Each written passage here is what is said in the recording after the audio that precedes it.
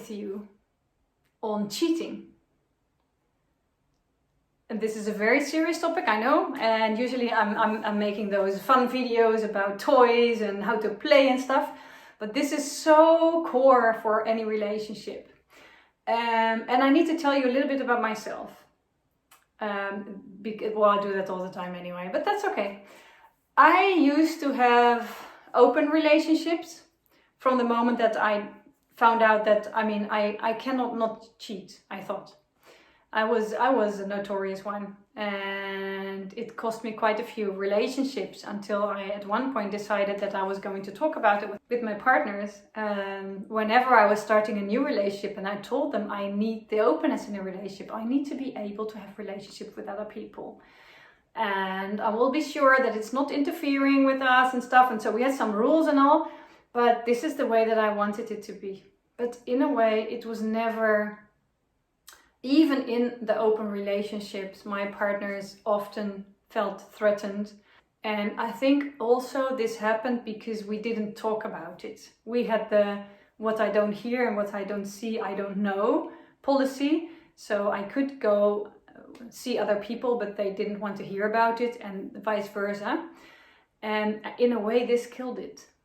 Because what I found out is that trust, honesty, openness in a relationship, that's the only thing that can actually prevent your relationship from cheating.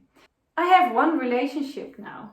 I have a relationship, and what happens is that I'm still having that urge to see other people, flirt with them, and preferably have some wild sex.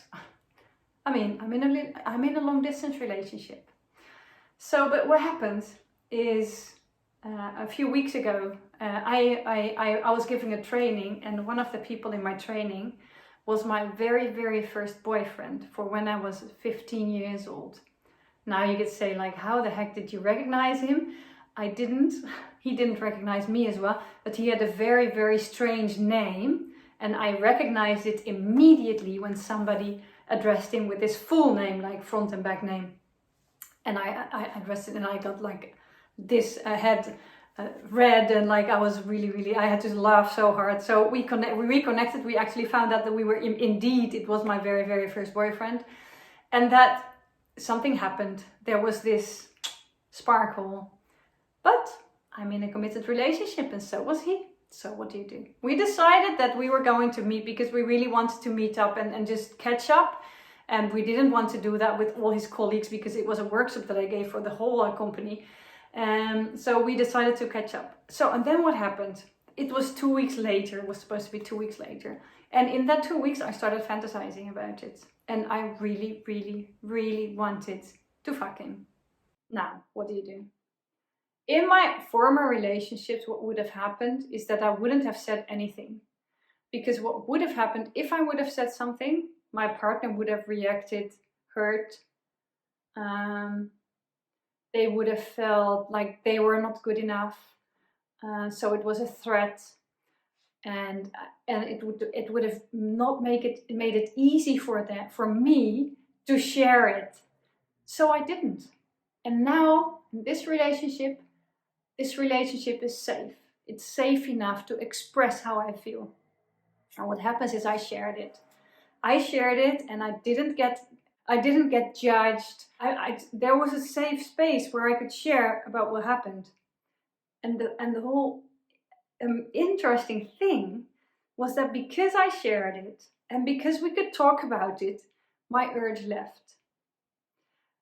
So in a way, this was for me exactly what I need to be able to not cheat or not seeing somebody else. Because we decided that I'm not seeing anyone else. I'm in a monogamous relationship, and I like it like that.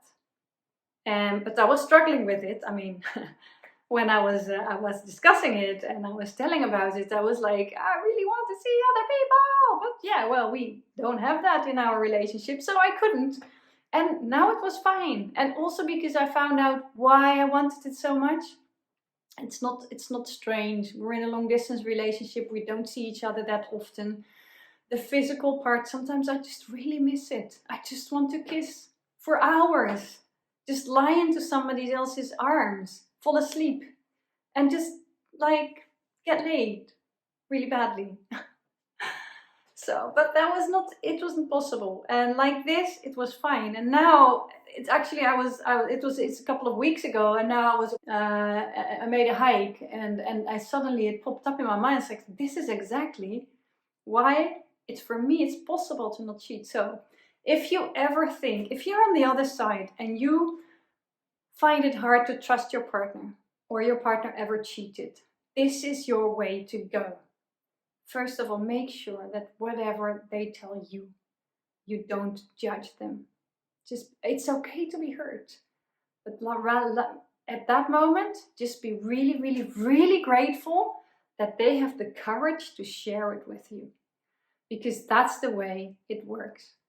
Because now suddenly it's on the table and it's something to be discussed. And trust me, if I would have seen that other guy, the new guy, say like my really old boyfriend, I would have seen it. And because I know that my partner knows that I'm seeing that person, it's suddenly a lot less attractive also to hang out with him. I mean, it was really nice, but the whole urge went away, so to say.